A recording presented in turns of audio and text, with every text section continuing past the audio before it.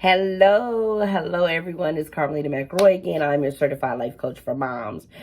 And today I'm going to give you 10 tips to effective time management for moms. Now, I have more tips than that, but in order to get those, you have to order my ebook or workbook, and you can get that at www.payhip.com/Carmelita McRoy, or go to my website, www.carmelitamcroy.org.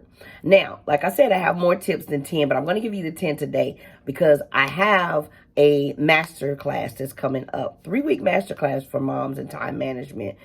And believe me, even if you're not a mom and you just need help with time management, these tips can help you, okay? So let's get started with my 10 tips, okay? Number 1, set attainable goals. Stop trying to do 20,000 things knowing that you can't do it and you know it's not going to work. So make sure you set attainable goals. Number 2, motivate your children to clean up, okay? Because one thing about it, a dirty house is overwhelming to me. Stuff everywhere is overwhelming to me. I always had my kids, we had a basement, that's where you play at. It can look however, but upstairs in my house, I want it clean. Or you keep all your toys and stuff in the bedroom. That's just a thing. A clean house helps your mindset. It does help with time management. Okay, number 3, prepare in advance. I have children from ages 10 to 37. I have always prepared everything on Sunday night for the week, down to the bowls on top of the clothes, okay? As they get older, they have to pick it out. Pick out your outfits for the week. Do not slow me down during the morning time trying to find clothes. We don't play that here. At 6 o'clock on Sundays, I'm going to tell you, at 6 o'clock on Sundays, if we're at home, they are getting clothes together for the week. That's just the time, okay? It's going to help you tremendously. I mean, if you're a person, I put bows with it too when they were younger. Okay, shoes I didn't worry about. Let them choose their own shoes they want. I do that. Just go and get your own shoes, but you better make sure it's a pair of shoes that's out and available. You better look at it the night before or something. Even with myself, I get my clothes together for the week because it helps you out tremendously in the morning time. Okay, so number 4, list your to-do list according to priority. What's the most important? What can you get done today? If you can't, mark it off, get it done tomorrow, whatever. Don't stress. Prioritize, okay? Number 5, outsource. I'm a type of person, I can clean, cook, do the laundry, do all that, but everybody can't do it, and it's okay.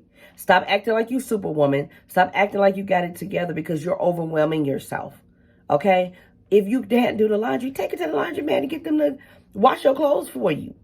Just drop it off and pay for it. It's okay. Cooking, if you don't want to cook every day, I know fast food is bad, but sometimes maybe just say twice a week, I'm going to have to stop at McDonald's. I can't do it. Okay, especially if you want to go with activities and different things, you have to. I say a lot of times, I prepare 3 meals on Sundays. That way, it's like a casserole. I can just do that. That's how I did with my children when there was a bunch of them in the house growing up. You have to do that. Number 6, bedtimes. Honey, I'm going to tell you, setting them bedtime for them kids gives you time to wind down, get a glass of wine, take a hot bath, write out your schedule, work on your business, your book, whatever. It gives you time to do those things. You don't want kids up all night. You'll never get anything done. I started 8:30 bedtime with my first child, and I still keep it. Now, when they get to middle school and high school, I just tell them be in your room by a certain time. Now, you know you better get up in the morning when it's time to get up for that bed.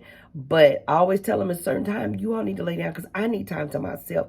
I can't do everything all night with everybody. So just make sure you're doing that. Number 7, say no. You've got to learn to say no. If you have to pick up a child from this activity and you know you have somewhere else to go for your family, whatever, and your friend calls and say, can you do this and do that? Don't say, yes, I can.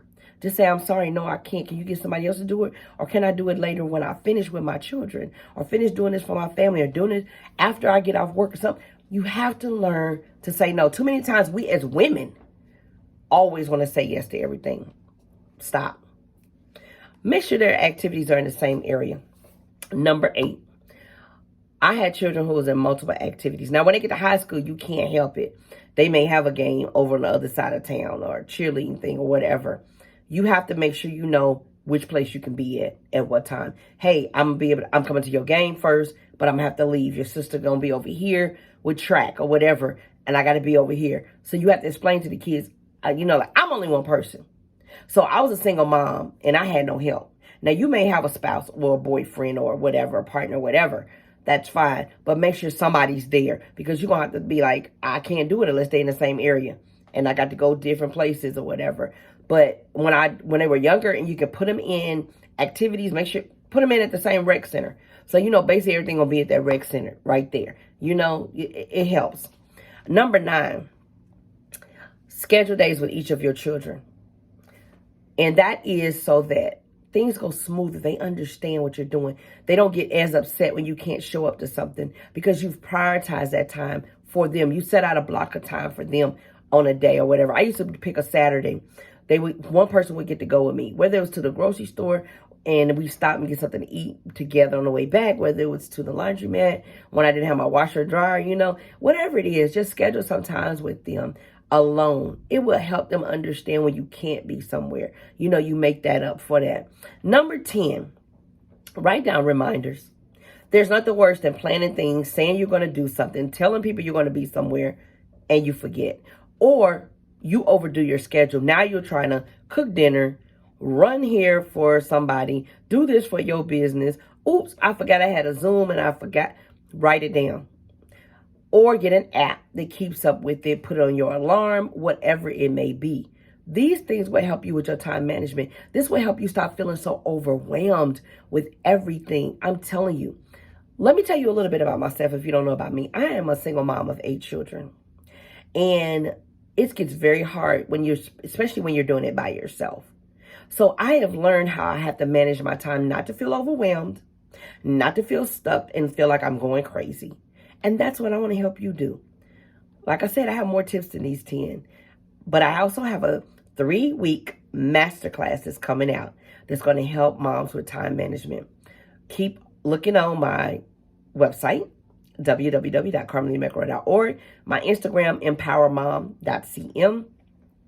And also just make sure you look me up on Facebook. You can look up under Empower Mom, you can look under McRoy Carmelita, whichever way you want to do it. It should come up either way.